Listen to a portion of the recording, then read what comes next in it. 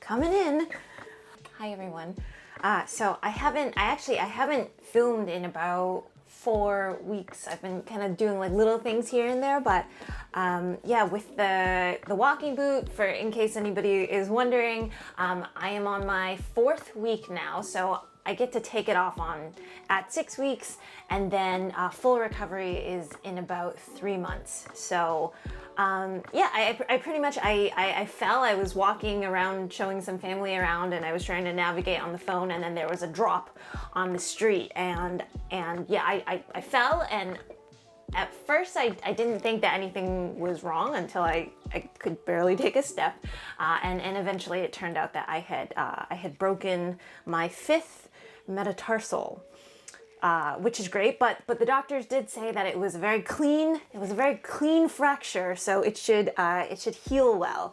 But consequently, what has happened is it's just been a pain to like walk. I mean, even with the boot, it like kind of bruises up my leg, and because it's so much taller than, you know, any shoe, my hip and my whole like other side really hurts when I walk around a lot. Editing has been a pain, like just the amount of sitting, it's just nothing is really comfortable, and so I can't wait to kind of get it off soon. But anyways, so today I thought we would do something really easy.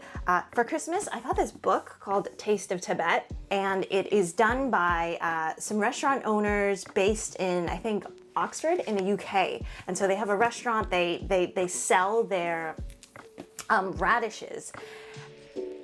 And when I had the radish, because I also had it in a box for Christmas, it was so good that I was like, oh my gosh, let's make it, let's do it. The recipe was just so easy. You just dump everything together, pour water on it, wait 3 weeks, and then, you know, the radishes are really nice. I'm starting to feel like a numbing in my foot. I think the flavor is what is quite magnificent about it, because unlike the, you know, like the Korean kind where we ferment it and it's basically like chilies and garlic, and that's kind of like the primary flavor, this one has the addition of Sichuan peppercorn as well as garam masala spices. And so I think it's really the Sichuan peppercorn that is the star, because it's salty, but it's tangy from the 3-week fermentation. But then you get like these really nice floral spicy notes from the Sichuan peppercorn. So we're gonna do that today. I'm gonna link the book in the description, and yeah, hopefully you all enjoy this in about 3 weeks. All right, I'm gonna go back to sit down. Ow. First step is I'm gonna cut these into about 1-inch long sticks. What I've done is I've actually scrubbed all of it, so we're not actually even peeling it.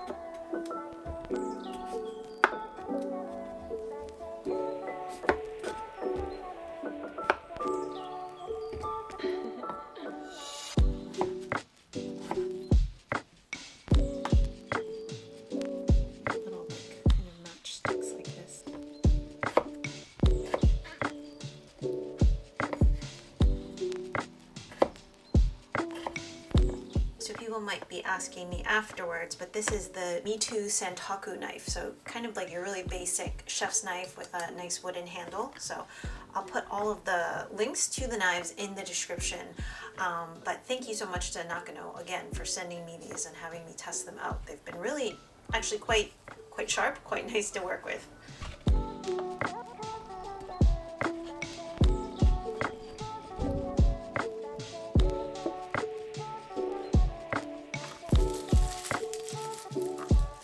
For the amount that I'm doing, it's about 1.5 bulbs of garlic.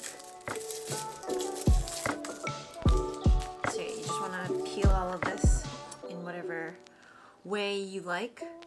Usually what I do is like I'll take the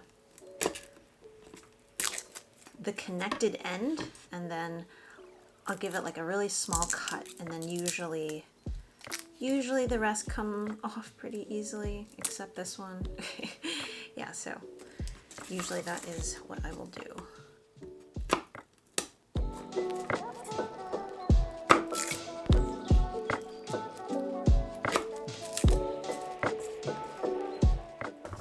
Another good way to do this is after you chop off that bottom bit,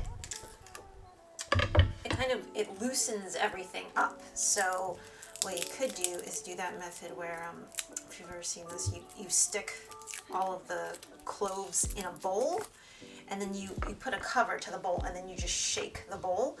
And sometimes, if it's really young garlic, sometimes the peel still sticks to the garlic, but if it's slightly older garlic, usually the peel just comes off really easily after you've bruised the outside a bit.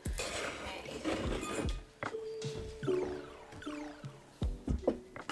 Now for the spices, it's just so easy to do. There's a couple chilies. This is Sichuan peppercorn. I have some salt, but I'll put that in afterwards.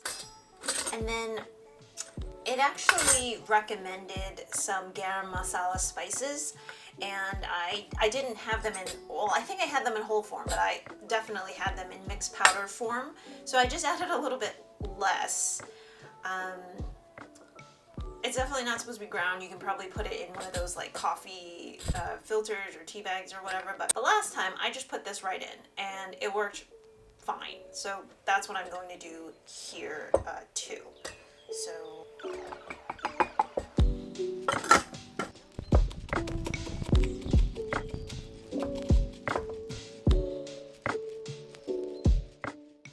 you see in there? So not too much, just ever so slightly.